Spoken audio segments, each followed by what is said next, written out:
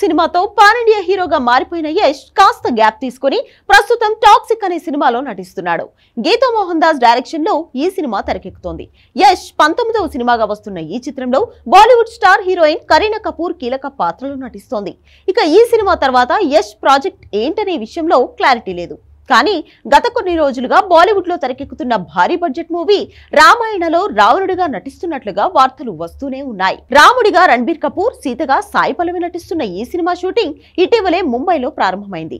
నితీష్ తివారీ దర్శకత్వంలో రూపొందుతున్న ఈ సినిమాపై ఇప్పటి నుంచే భారీ అంచనాలు ఉన్నాయి. అయితే ఈ సినిమాకు యష్ నిర్మాణ భాగస్వామిగా మాత్రమే ఉంటున్నాడు.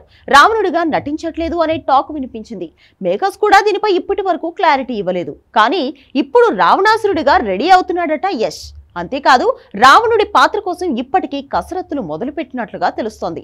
అందుకోసం యష్ షాకింగ్ డెసిషన్ తీసుకున్నాడట. ఏకంగా 20 కిలోల బరువు పెరగనున్నాడట. రావణుడిగా కనిపించాలంటే శారీరకంగా మరింత భారీగా బలంగా ఉండాలి. అందుకే వెయిట్ పెరుగుతున్నాడని అంటున్నారు.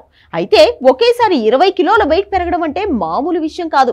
ఖచ్చితంగా రిస్క్ ఉంటుంది. అయినా కూడా యష్ మాత్రం వెయిట్ పెరుగుతున్నాడని టాక్.